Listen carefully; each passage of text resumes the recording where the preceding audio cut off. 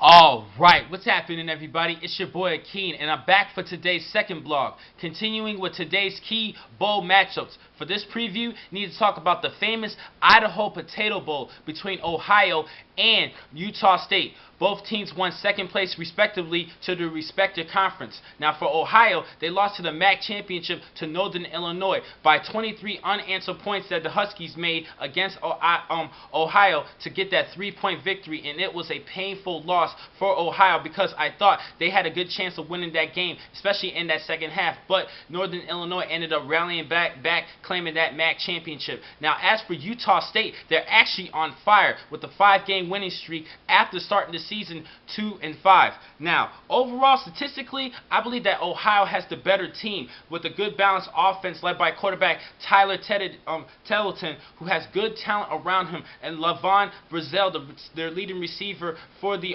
Bobcats, and good running back Devontae Harden.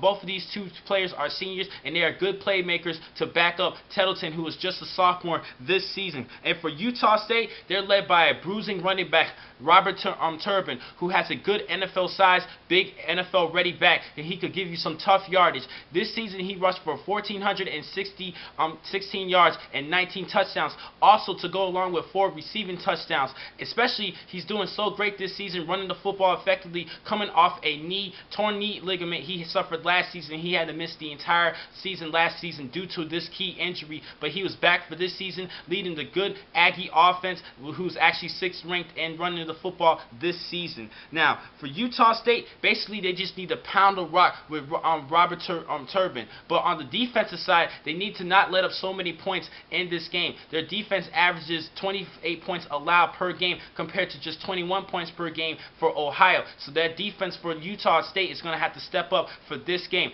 Now for Ohio, they really need to do well on the offense, keep the ball in the hands of the playmakers, Harden and Brazel. Especially Brazel, he had 124 yards receiving in that MAC championship, and he's a key playmaker for Tettleton to pass through in that passing offense for Ohio. Also, on the defensive side, they basically need to penetrate the line of scrimmage and stop the run and force quarterback Adam Kennedy of Utah State to step up and carry the load on the offensive side for Utah State. Now, for this game, it's going to be tough for me to give you a good prediction of who's going to win, but I'm going to go with Utah State because they have been on fire, and Ohio just lost that MAC championship, and I think they're going to still deal with that loss and deal with that suffering because of that painful loss and that comeback from Northern Illinois.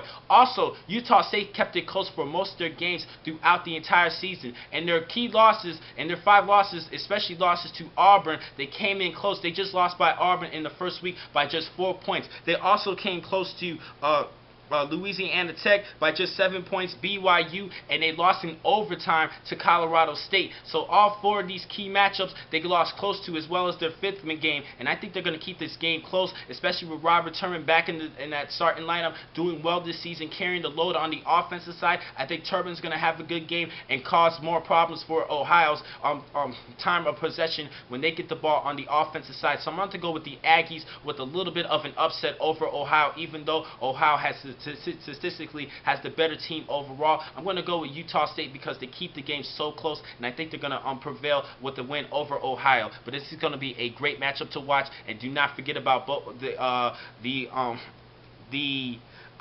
New Mexico Bowl I just mentioned on my last video. But I'll catch you a little bit later for the 3rd and final bowl for Saturday's key matchups. Thank you for watching this blog from Pro Football Exclusive. I'm your man, Akeem McCall. Be easy.